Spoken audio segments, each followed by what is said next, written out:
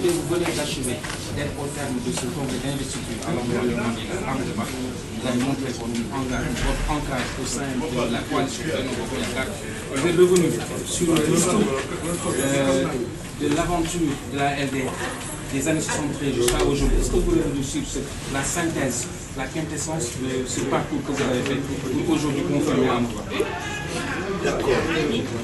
En fait, aujourd'hui c'est un congrès d'investiture pour investir notre candidat Amadouba. Ça a été l'occasion pour nous pour montrer qui est la LD. Dans quelques mois, nous allons fêter notre 50e, 50 ans de lutte dans ce pays. Peut-être que les jeunes générations ne connaissent pas la LD, mais les plus anciens savent que la LD est un parti de militants. Tous les changements importants dans ce pays, la LD y a contribué d'une manière décisive et nous allons continuer à le faire. Nous avons contribué, avec d'autres, nous avons été à l'origine des syndicats autonomes. En ce moment, il n'y avait que les syndicats de la participation responsable, les syndicats affiliés au Parti socialiste. Ça, c'était avant la légalisation des partis, avant même la légalisation de notre parti. Nous avons, à titre d'exemple, nous avons contribué à mettre en place le SUDES, le SUTELEC, le SDTS, le SUTSAS, l'UDEM, l'UNSAS et d'autres syndicats par rapport aux syndicats autonomes.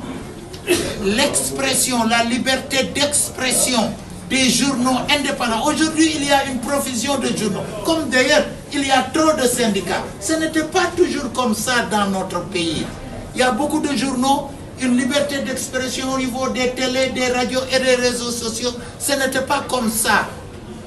Nous avons contribué à mettre en place des alliances qui ont changé le visage du Sénégal. Le pôle de gauche, la coalition SOPI, la CA 2000 qui a fait la première alternance au Sénégal, le CPCG 10LD, le Front Siggil Sénégal, Benno Siggil Sénégal, Benno Bokk Yakaar qui a fait la deuxième alternance politique au Sénégal. Quand nous sommes avec quelqu'un, il est rassuré. Je ne peux pas en dire plus. Je vais en reparler après le 25 février. Nos camarades de la LD sont d'authentiques militants. C'est des analystes politiques très fins, même s'ils n'ont pas beaucoup d'argent. De telle sorte qu'ils ont une expertise qui fait que même ils ont des intuitions.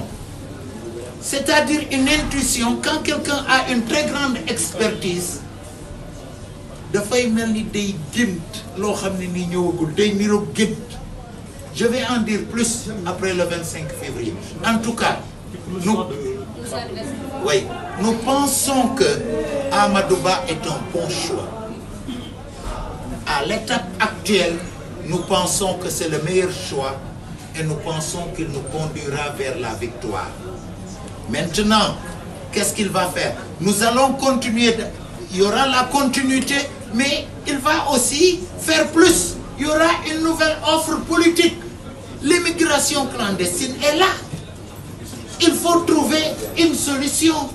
Nous pensons qu'Amadouba et nous allons essayer d'y trouver une solution. Les jeunes sont là, en masse, ils chôment. Mais il faudra qu'on ne le trouve pas. C'est difficile, c'est impossible d'avoir un emploi, le plein emploi 100%. Mais on peut faire des pas importants dans cette direction. Exactement. Maintenant, je veux dire une chose importante. On peut faire des changements, on peut faire des ruptures sans passer par la violence. Nous sommes un pays qui a fait 2 alternances démocratiques. Quand Abdou Diouf est parti, il a laissé Ablaye Wade de manière Abdoulaye Wade l'a remplacé d'une manière démocratique et pacifique. Abdoulaye Wade, en concertation avec sa coalition, pouvait faire tout ce qu'il voulait en concertation avec le peuple. C'est-à-dire que la violence, la table rase n'est pas nécessaire. C'est une méthode qui détruit l'État, la nation. On peut faire de profonds changements dans la paix, la démocratie et en concertation avec la coalition, les coalitions et en concertation avec le peuple sénégalais. La violence n'est pas la seule voie et ce n'est pas la meilleure voie. Et j'ai à l'endroit des alliés du président de la République, Benno Bokk Yakaar et la grande mouvance présidentielle, vous avez suggéré l'unité comme condition à la victoire le 25 février 2024. Alors, pouvez-vous revenir sur cet appel? C'est ça. Comme je l'ai dit dans mon discours, l'unité n'est pas seulement un principe, c'est une nécessité aujourd'hui.